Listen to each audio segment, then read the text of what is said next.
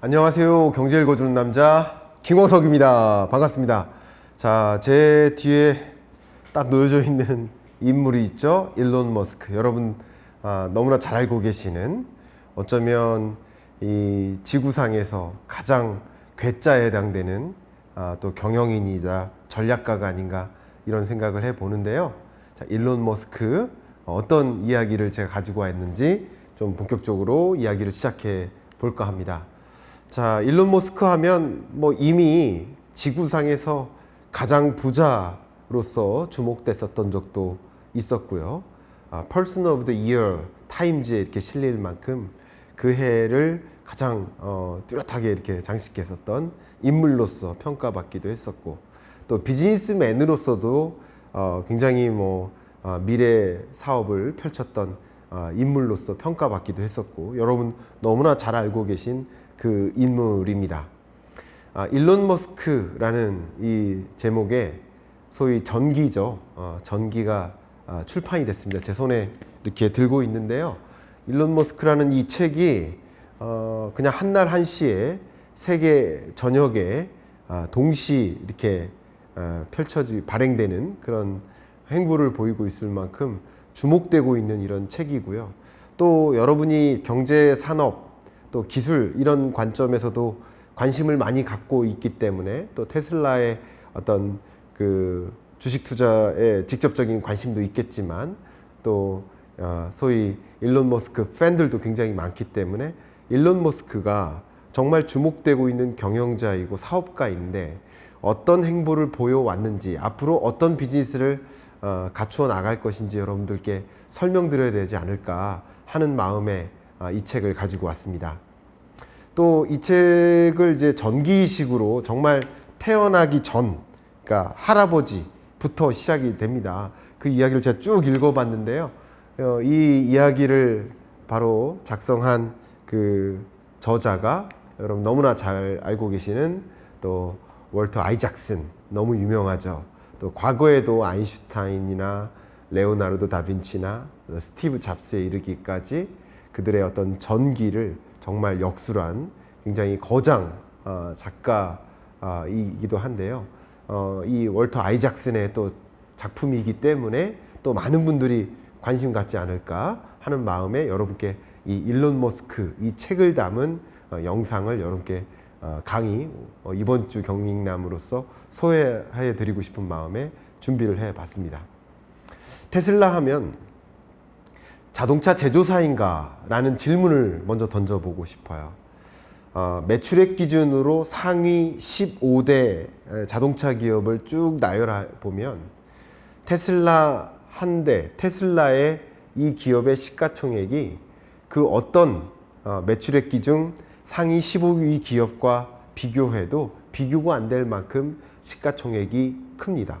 매출액 기준으로는 당연히 15위 정도 하는 테슬라가 어떻게 매출액 1위 기업 도요타의 시가총액보다, 폭스바겐의 시가총액보다, 포드사의 시가총액보다 훨씬 큰 것인지, 한때는 매출액 탑10 기업의 시가총액을 다 더한 것보다도 테슬라 하나의 시가총액이 큰 적도 많이 있었죠. 지금은 매출액 상위 7개 기업의 시가총액을 다 더한 것보다도 테슬라의 시가총액이 크거든요. 어떻게 그럴 수 있을까? 그런 질문을 저도 자주 던져봤는데, 그 배경은 분명 다른 자동차 기업들은 현재를 달려가는데 테슬라는 미래를 달려가고 있다.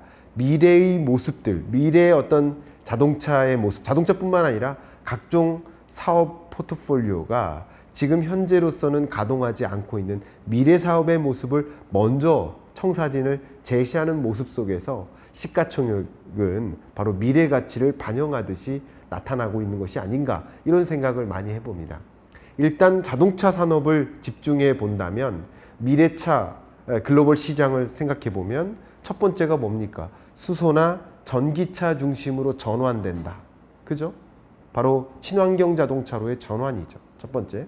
두 번째는 자율주행차로의 전환이죠. 세 번째는 서비스 기업으로의 전환입니다. 자동차 기업이 단순히 자동차를 만들어서 판매하는 제조사가 아니라 다양한 서비스를 전달하는 서비스 기업으로의 전환을 얘기하는 것이죠. 이 3대 구조적인 변화, 자동차 산업의 3대 패러다임 변화를 실제 테슬라는 이끌고 있다는 것을 여러분께 많이 증명해 드린 바 있습니다. 근데 그 중에서 특히 최근에 이 자동차에 대한 정의가 이렇게 바뀌고 있어요. 현대차마저도 자동차를 자동차라고 안 부르고 Software Defined Vehicle, SDV라고 부릅니다. 이제 자동차는 뭐다? 소프트웨어다. 기계가 아니다. 사실 소프트웨어를 압도하는 기업이 자동차 산업을 압도하는 것이다. 그 소프트웨어를 누가 압도하고 있습니까? 바로 테슬라가 압도하고 있지 않습니까? 그런 면에서 테슬라는 미래를 달리고 있다. 이렇게 표현해 볼 수 있을 것 같아요. 이렇게 된 배경에는 뭐가 있을까요? 이 일론 머스크 이 전기라고 할 수 있겠죠. 이 책을 가지고 좀 보면요. 제가 한번 몇 가지 설명드려 보도록 하겠습니다. 한번 읽어봐 드릴게요. 경영학을 공부하지 않으면 경영학을 공부한 누군가의 밑에서 일하게 될까봐 걱정이 되었지요.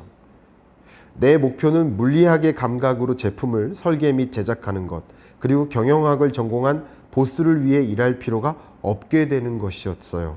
이게 뭐냐면 물리학 학사 과정에 입학을 했는데 경영학 복수 전공을 갖게 되는 배경이 이겁니다.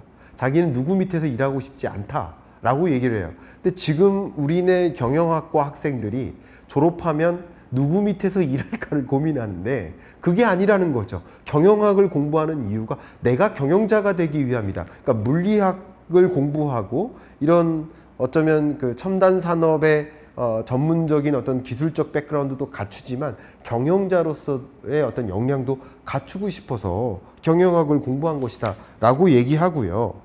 특히 이후에 로켓 제작에 적용되는 물리법칙에 대해서 정말 많이 심투를 했었는데 이 구절이 굉장히 인상적입니다. 머스크는 배터리에 관한 학술 논문을 읽곤 했다. 굉장히 많이 열중해서 배터리 논문을 읽었습니다. 마침 캘리포니아주에 2003년까지 차량의 10%를 전기차로 전환할 것을 요구하는 법령이 막 통과된 시점이었다. 머스크는 뭐라고 얘기했냐면 내가 그렇게 되도록 만드는 주역이 되고 싶어. 그러니까 테슬라가 지금 현재의 모습을 갖게 된 그 배경에는 지금 일론 머스크의 이 두꺼운 전기를 다 읽어드릴 수는 없지만 일부 구절만 읽어봐도 정말 괴짜고 대단한 열정의 소유자였지 않나 이런 생각을 좀 하게 만듭니다. 다른 여러 산업 섹터도 말씀을 드려야 되는데 그 중에 일부 조금씩만 말씀드려 볼게요. 두 번째죠. 서비스 기업으로의 진화입니다. 단순히 자동차를 만들어서 판매하는 게 아니라 자동차를 만들어서 다양한 서비스를 제공하고 싶다. 여러 서비스 기업으로의 진화 중에 뭐 예를 들어 자동차 보험회사로 성장한다든가 자동차 보험 서비스를 가장 먼저 런칭한 자동차 회사입니다. 자율주행차로의 전환이 있게 되면 이제 자동차 보험을 누가 가입해야 됩니까? 제조사가 가입해야 돼요. 그래서 자동차 보험 서비스에 가장 먼저 진입한 기업이 바로 테슬라입니다. 그뿐 아니라 로보택시에 대해서 이야기를 하고 있는데요. 이 부분 아주 짧게만 제가 읽어드릴게요. 로보택시. 머스크는 자율주행차가 단순히 사람들을 운전의 고단함에서 벗어나게 하는 것 이상의 역할을 할 것이라고 믿었다. 그러니까 자율주행차에 대한 개념을 단순히 그냥 운전하는 불편함뿐만 아니라 그 이상의 삶의 가치를 만들 것이다 라고 생각하면서 이 부분에 열중했고, 그리고 그냥 자율주행차를 구매하는 것이 아니라 그걸 활용한 택시 서비스를 제공하고자 하는 것이 하나의 비전이라고 볼 수 있는 것이죠. 세 번째는 또 휴머노이드 로봇입니다. 옵티머스 프라임이죠. 여러분 잘 알고 계시죠? 역시 휴머노이드 로봇 영역에서 테슬라가 가장 먼저 앞서가기 위해서 준비를 하고 있고요. 또 특히 AI 데이를 통해서 휴머노이드 로봇 옵티머스 프라임을 여러 차례 선보인 바 있습니다. 그렇게 된 배경은 무엇일까? 분명히 이 사람에게서 찾을 수 있겠다. 일론 머스크에서 찾아볼 수 있겠다라는 생각을 해볼 수 있는데 한 줄만 읽어보겠습니다. 휴머노이드 로봇의 개발에 대한 머스크의 관심은 인공지능에 대해 그가 느끼던 매혹과 두려움으로 거슬러 올라간다. 누군가 의도적으로든 실수로든 인간에게 해를 끼칠 수 있는 AI를 만들 가능성을 우려해 그는 2014년에 오픈 AI를 출범시켰다. 그러니까 오픈 AI를 출범시키고 휴머노이드 로봇을 적극적으로 개발에 착수한 그 배경은 오히려 자기가 어렸을 때부터 공상과학 영화를 많이 봤는데 로봇으로부터 공격받는, 로봇으로부터 해를 받는 인간의 모습이 아니라 인간과 함께 살아가는, 인간이 오히려 거추장스럽고 싫은 일들을 이 로봇에게 맡기는 협업적인 관계를 구축하는 그런 로봇의 모습을 먼저 선점하고 그런 표준을 제안하기 위해서 이 휴머노이드 로봇 옵티머스 프라임에 열중하는 모습인 거죠. 그 결과적으로 일론 머스크가 여러 이 미래를 달리는 비즈니스 구조를 형성하게 된 배경에는 바로 일론 머스크 그 자체에 있다라는 것을 생각해 만들어주는 그런 배경이 됩니다. 여러 가지 비즈니스 구조 중에서 우리가 빼놓을 수 없는 것이 바로 스페이스X죠. 100명의 승객을 태우고 화성에도 갈 수 있다라는 것을 이제 제안했는데요. 조금 문장을 읽어봐 드리겠습니다. 단순히 우주 기업가가 되는 것이 아니라 인류를 화성에 보내는 것, 그것이 그의 목표였다라는 구절이 있습니다. 또 그 밖에 여러 가지 것들이 얘기가 있지만 언젠가는 100명의 승객을 태우고 화성에도 갈 수 있게 될 것이었다. 화성에 다녀오는 9개월 동안 그러니까 화성에 다녀오는데 9개월 정도 걸리나 봐요. 그 9개월 동안 스타쉽에서 승객에게 제공할 숙식과 편의시설을 살피곤 했다. 그러니까 스페이스X 과연 가능하겠어? 아무도 가능하지 않을 거야. 그거 도저히 불가능할 거야. 누구도 가능하지 않을 거라고 주장했지만 이는 단순히 가능하게 만드는 데 목표가 있는 게 아니라 100명의 승객을 태우고 9개월 동안 여정을 즐겁고 편안하게 가질 수 있는 그 서비스에 고민을 하고 있었던 거예요. 얼마나 어쩌면 저도 도저히 가늠할 수 없는 정말 괴짜의 모습이지 않나 이런 생각을 해보는데 그런 괴짜의 모습이 다 담겨 있는 책인 거죠. 그런 모습 속에서 말 그대로 지금의 이 기업, 아까 보여드렸던 시가총액, 그게 나타난 것이 아닌가 생각이 됩니다. 제가 이 책을 정말 읽으면서 가장 여러분께 강조해서 보여드리고 싶었던 문구를 여기다 적어봤습니다. 이 책에 나오는 첫 번째 사진입니다. 바로 일론 머스크가 어린 시절이에요. 정말 어렸을 때 구타도 많이 당하고 아버지로부터 정말 인신 공격성 발언들도 많이 크면서 자랐다고 합니다. 그래서 그 구절의 제목이 뭐냐면 나를 키운 것은 역경이었다. 한번 읽어봐 드리겠습니다. 자신의 괴팍함을 은폐하기 위해 열정을 발달시켰고 그 열정을 가리기 위해 또 괴팍함을 개발했다. 다른 기업가들이 세계관을 개발하려고 애쓰는 동안 그는 우주관을 형성하고 있었던 것이다. 그가 괴팍하지 않았다면 과연 우리를 전기차의 미래로 그리고 화성으로 인도하는 사람이 될 수 있었을까? 바로 이 저자의 표현입니다. 2022년 초에 스페이스X에서 31번이나 로켓을 발사했고 테슬라의 자동차가 100만 대 가까이 팔렸으며 머스크가 지구에서 가장 부유한 사람으로 등극하게 된 그 배경은 바로 나를 키운 역경이었다. 제가 이 전기에 해당하는 이 책을 일일이 제 비전문가로서 전기 이런 자기계발서의 전문가가 아니라서 제대로 전달을 잘 못하겠습니다만 정말 이 책을 내내 읽으면서 정말 어떤 역경이 있었는지 얼마나 독특한 사고를 했는지 그리고 그것이 지금의 이 모습을 있게 만들었는지 하는 것들을 정말 많이 느꼈거든요.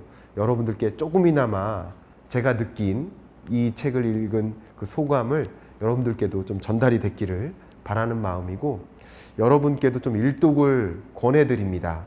그러니까 이 향후에 이 창의적인 미래 산업을 어떻게 하면 이끌어갈 수 있을까? 자기개발적인 또 뭐 자녀 교육적인 혹은 뭐 일론 머스크나 미래 산업에 뭐 투자한다는 그 관점에서도 여러 가지 경우에서도 그 기반이 되는 일론 머스크라는 이 인물 자체를 한번 관심 있게 들여다보는 것 어떨까 하는 말씀을 드리면서 이번 주 경제 읽어준 남자 마무리하겠습니다. 감사합니다.